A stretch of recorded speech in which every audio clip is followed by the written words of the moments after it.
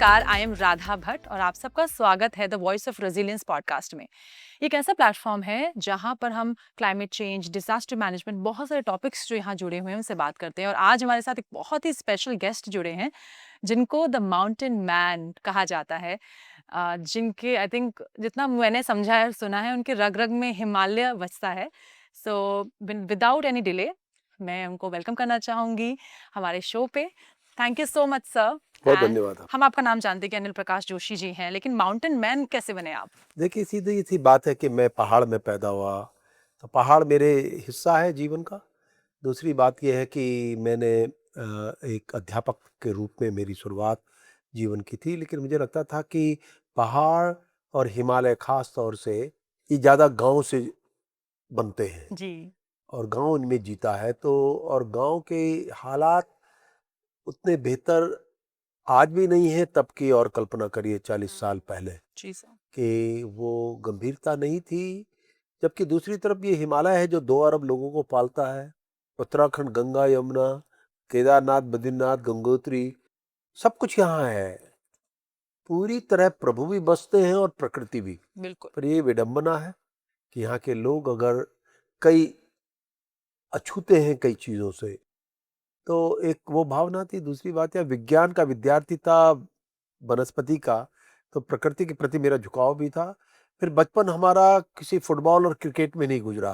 हम नदियों में नहाते थे, बाड़ बनाते थे नहरों में, प्रकृति से, और पेड़ों में चढ़ते थे कान पत्ती खेल के। तो प्रकृति से जुड़ाव स्वाभाविक भी होता है, क्योंकि आज तो खेल बदल गए। हाँ, तो बिल्कुल। अभी प्रकृति से जुड़े हुए खेल होते हैं तो आपकी प्रकृति के प्रति समझ भी बनती है। हाँ। तो जब जंगल कटते देखे और नदियों को सूखते देखा तो हृदय पर चोट तो लगनी ही थी, स्वाभाविक है। तो इसलिए मैंने जो कुछ भी सीखा समझा, एक अध्यापक के रूप में, कई लोगों को पीएचडी, मेरे साथ 20-22 लोगों ने पीएचडी भी की, सब लोगों का विषय वही था। फिर अंततः एक समय यह आया कि मुझे लगता था क्या मैं एक बेहतर अध्यापक हूँ या एक सामाजिक कार्यों में इन मुद्दों पर जुड़ के मैं ज़्यादा बेहतरी कर सकता हूँ।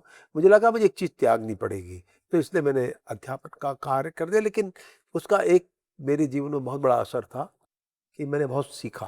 फिर धीरे धीरे हेस्को एक संगठन तैयार हुआ जिसका मुख्य उद्देश्य यही था, मैंडेट, कि किस तरह से हवा, मिट्टी, जंगल, पानी, गांव और हिमालय, इन सब को मुद्दों को एक साथ जोड़ के देखा जाए। और तब इस संगठन का जन्म हुआ। इस संगठन का मैंडेट एक ही था, हम तय नहीं करेंगे हमें क्या करना चाहिए।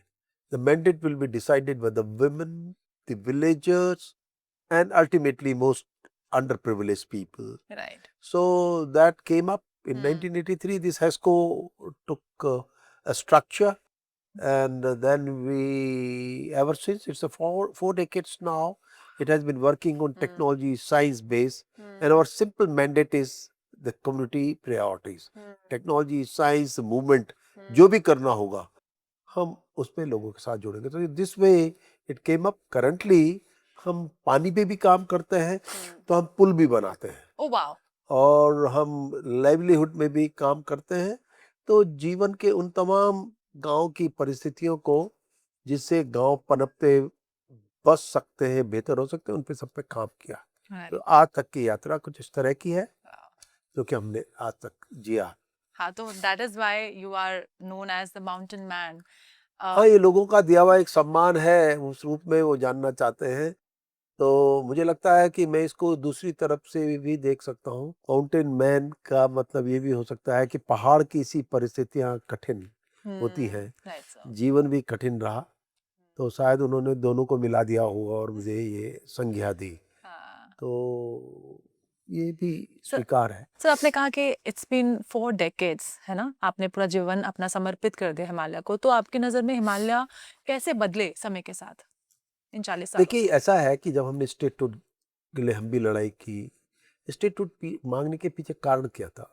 हमारे गांव अब भी दूर थे उन तमाम प्राथमिकताओं से, आवश्यकताओं से, शिक्षा, स्वास्थ्य और ये सब। तो इसलिए लोगों की एक आंदोलन को, इस इन सब अभावों ने आंदोलन को जन्म दिया और फिर राज्य बना। राइट। अब राज्य बनने के मतलब ये तो नहीं था कि हम देश भर के लिए हवा, मिट्टी, जंगल, पानी संभालें। तो शायद हमें भी तथाकथित विकास का हिस्सा बनना था।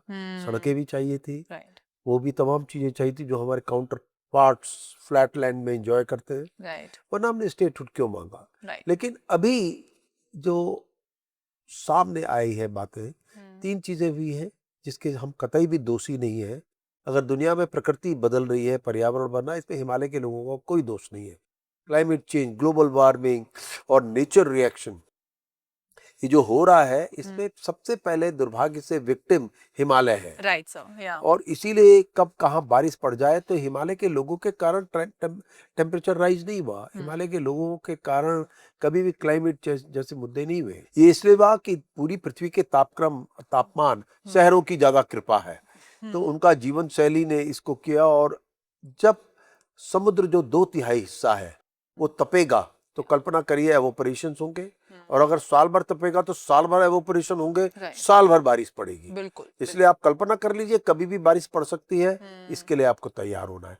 और यही कहीं डिजास्टर का भी रूप ले लेता है। साथ में देखिए, हम पहाड़ के लोग संवेदनशील, खाली हमारी मिट्टी पहाड़ ही संवेदन नहीं है, हम भी हैं। यस सर और जब हम संवेदन हैं, हमने देश की रक्षा सुरक्षा में भी भूमिका निभाई है। हमारे गंगा यमुना और तमाम नदियों ने देश भर को पाला भी है।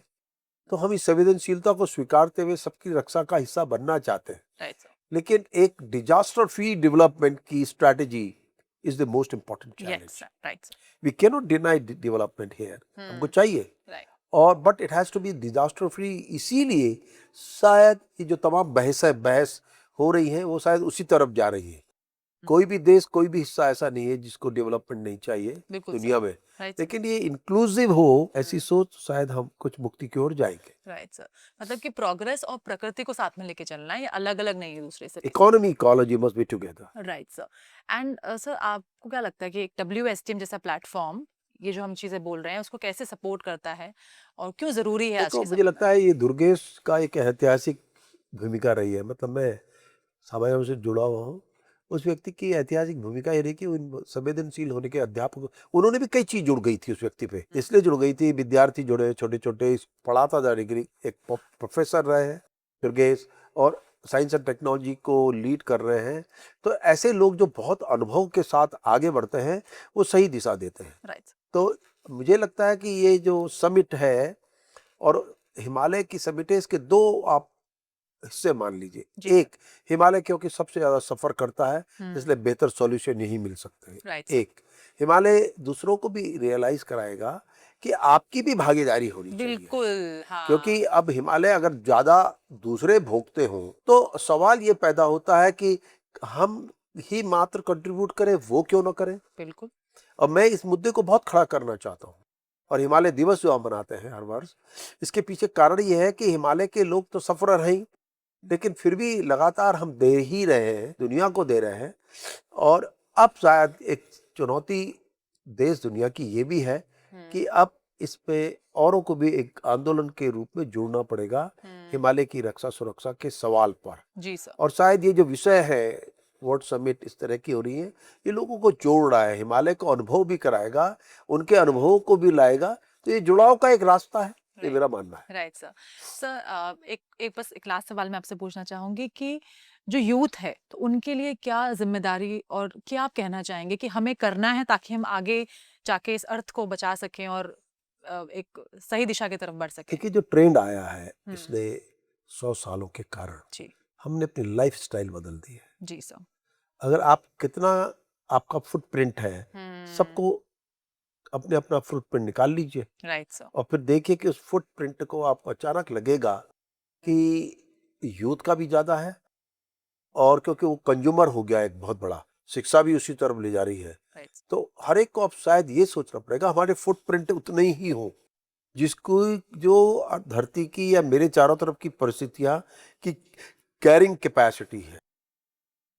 अब आप एक गरीब हो और आप 3 लाख की मोटरसाइकिल खरीद दें, तो आपकी उससे और आपका फुटप्रिंट बेबात में 10 गुना बढ़ जाएगा। राइट सर तो इसी तरह हमारे खाना पीन हो, हमारे कपड़े हो, हमारा कुछ भी हो रहा है चारों तरफ हमारे द्वारा, वो हमारा फुटप्रिंट हो जाता है। उस फुटप्रिंट पर नियंत्रण की आवश्यकता है। एक बिहेवियरल चेंज आना चाहिए प्रकृति के प्रति।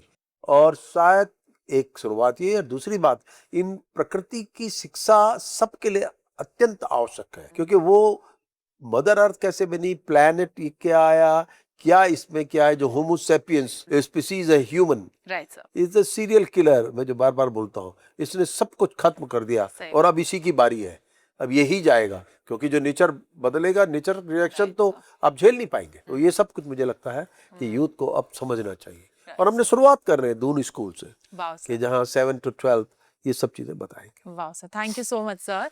जो आज की कॉन्वर्सेशन रही the mountain man Anil Prakash Joshi ji के साथ, जिन्होंने बात की कि शिक्षा को कैसे इसके अंदर लेकर आना है, कैसे हमें एक संवेदनशील बनना है ताकि हम अपने अर्थ को, अपने आसपास के जो सराउंडिंग्स हैं, अपने हिमालयाज हैं, कैसे भागीदारी के साथ हम उसके साथ काम करें। तो ये था हमारा podcast the voice of resilience podcast, और हम जल्दी ही मिलेंगे आपको अपने नेक्स्ट पॉडकास्ट में। धन्यवाद।